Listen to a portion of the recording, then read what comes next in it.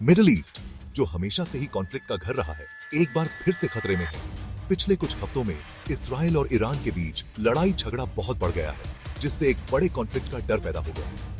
यह क्राइसिस एक के बाद एक हुए अटैक्स की वजह से शुरू हुआ और ये दोनों पावरफुल कंट्रीज के बीच गहरी दुश्मनी को दिखा रहा है। आम लोगों की मौत और जरूरी इंफ्रास्ट्रक्चर को नुकसान ने गुस्से और बदले की आग को और भड़का दिया है, जिससे यह लड़ाई और बढ़ती जा रही है। जैसे जैसे दोनों तरफ अपनी जिद पर अड़े हुए हैं, शांति से हल निकलने की संभावना कम होती जा रही है। इंटरनेशनल कम्युनिटी इस लड़ाई के बढ़ने की संभावना से बहुत चिंता में है और उन्होंने दोनों से शांति और बातचीत करने की अपील की है। इसराइल के हाल के अटैक के रिस्पॉन्स के पीछे हैं प्राइम मिनिस्टर बेंजामिन नेतन्याहू, जो सिक्योरिटी मैटर्स पे अपने सख्त स्टैंड के लिए जाने जाते हैं। नेतन्याहू, जिनके सामने घरेलू पॉलिटिकल चैलेंजेस हैं, वो कॉम्प्रोमाइज करने को तैयार नहीं है और उन्होंने इसराइल पे होने वाले किसी भी अटैक का जवाब देने का वादा किया है। उनका कहना है कि इसराइल को अपनी स्ट्रॉन्ग इमेज दिखानी होगी ताकि फ्यूचर में ऐसे अटैक्स ना हो, चाहे इसके लिए बड़े कॉन्फ्लिक्ट का रिस्क क्यों ना लेना पड़े। क्रिटिक्स का कहना है कि नेतन्याहू का यह स्टैंड उनकी पॉलिटिकल इमेज बनाने के लिए है, न कि इसराइल के भले के लिए। आलोचनाओं के बावजूद नेतन्याहू अड़े हुए हैं और उन्होंने उन सभी के खिलाफ अपनी मुहिम जारी रखने की कसम खाई है जो इसराइल की सुरक्षा के लिए खतरा है। हुए हैं इंटरनेशनल कम्युनिटी के बढ़ते प्रेशर और इसराइल के साथ पूरी तरह लड़ाई छिड़ने के डर से ईरान ने इस क्राइसिस को खत्म करने के लिए डिप्लोमेटिक तरीके से बातचीत शुरू कर दी है। तेहरान, जबकि इसराइल के किसी भी अटैक का जवाब देने की बात कर रहा है, अपने आप को एक जिम्मेदार देश के रूप में प्रेजेंट कर रहा है जो बड़े युद्ध से बचना चाहता है। ईरानियन डिप्लोमेट्स रीजनल और इंटरनेशनल एक्टर्स के साथ बातचीत कर रहे हैं और इस क्राइसिस को खत्म करने के लिए डायलॉग और डिप्लोमेसी की जरूरत पे जोर दे रहे हैं। क्रिटिक्स का कहना है कि तेहरान का रीजन में आर्म्ड ग्रुप्स को सपोर्ट करना और बैलिस्टिक मिसाइल प्रोग्राम बनाना, यह सब दिखा रहा है कि वो इंस्टेबिलिटी फैलाना चाहते हैं। इन सब बातों के बावजूद ईरान का कहना है कि वो इस क्राइसिस का शांति से हल निकालने के लिए प्रतिबद्ध है और इसराइल के साथ लड़ाई नहीं चाहता।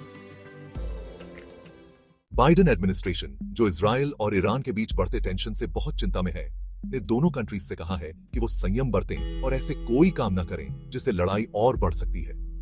यूनाइटेड स्टेट्स, जो इसराइल का क्लोज एलाय है, ने इसराइल की सिक्योरिटी के लिए अपना सपोर्ट दिया है, लेकिन उन्होंने ऐसे कोई भी काम करने से मना किया है जिससे सिचुएशन और खराब हो सके।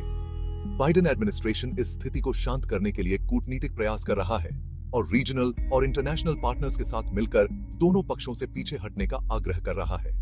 एक तरफ यूनाइटेड स्टेट्स इसराइल की सुरक्षा सुनिश्चित करने और ईरान के एग्रेशन को रोकने के लिए प्रतिबद्ध है। दूसरी तरफ बाइडेन प्रशासन किसी और मिडिल ईस्ट कॉन्फ्लिक्ट में फंसने से बचना चाहता है, खासकर क्योंकि वो चाइना के साथ स्ट्रेटेजिक कंपटीशन पर ध्यान केंद्रित करना चाहता है और अपनी डोमेस्टिक चैलेंजेस को एड्रेस करना चाहता है। यूनाइटेड स्टेट्स ने डिप्लोमेसी और डायलॉग पर वापस लौटने का आह्वान किया है और दोनों पक्षों से शांतिपूर्ण तरीकों से अपने मतभेदों को दूर करने का आग्रह किया है। इसराइल और ईरान के बीच बढ़ते टेंशन ने पूरे मिडिल ईस्ट में टेंशन बढ़ा दिया है, जो पहले से ही कई क्राइसिस और कॉन्फ्लिक्ट से जूझ रहा है। इस क्राइसिस पर रीजनल रिएक्शंस अलग-अलग रहे हैं, जो मिडिल ईस्टर्न जियोपॉलिटिकल लैंडस्केप के कॉम्प्लेक्स अलायंसेस और राइवलरीज को दर्शाता है। कुछ अरब देश, खासकर वो जो ईरान को रीजनल स्टेबिलिटी के लिए खतरा मानते हैं, उन्होंने इसराइल के बचाव के अधिकार का समर्थन किया है और उनका मानना है कि ईरान अग्रेशन दिखा रहा है। ये देश, जिनमें से कुछ ने हाल के वर्षों में इसराइल के साथ घनिष्ठ संबंध बनाए हैं, ईरान के रीजनल एम्बिशंस और आर्म्ड ग्रुप्स को सपोर्ट करने को लेकर इसराइल की चिंताओं को साझा करते हैं। हालांकि कुछ देशों ने ज्यादा कॉशियस रुख अपनाया है और दोनों पक्षों से संयम बरतने और ऐसे कार्यों से बचने का आग्रह किया है जिससे बड़ा संघर्ष हो सकता है। अलायंसेस और राइवलरीज का यह कॉम्प्लेक्स वेब स्थिति को शांत करने और संकट का शांतिपूर्ण समाधान खोजने के प्रयासों को और जटिल बनाता है। इसराइल और ईरान के बीच बढ़ते तनाव ने ग्लोबल अफेयर्स पर एक लंबी परछाई डाली है, जिससे एक बड़े संघर्ष का डर पैदा हो गया है, जिसके दूरगामी परिणाम हो सकते हैं। मिडिल ईस्ट में एक बड़े संघर्ष की आशंका, जो स्ट्रेटेजिक रूप से बहुत महत्वपूर्ण क्षेत्र है, ने इंटरनेशनल मार्केट्स को हिला दिया है और जियोपॉलिटिकल एंग्जाइटीज को बढ़ा दिया है।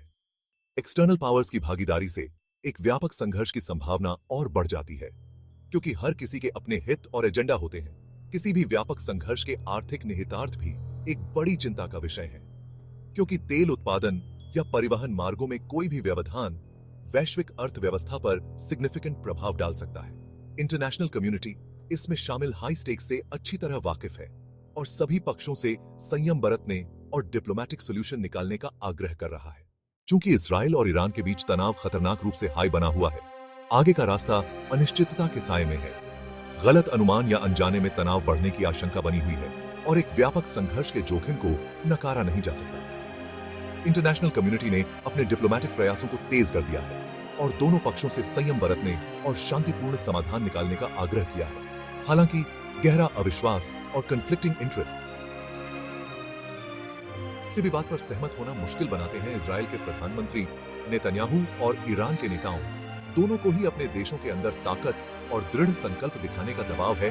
आने वाले दिन और हफ्ते यह तय करने में महत्वपूर्ण होंगे कि कूटनीति जीत सकती है या यह क्षेत्र एक बार फिर युद्ध की आग में घिर जाएगा।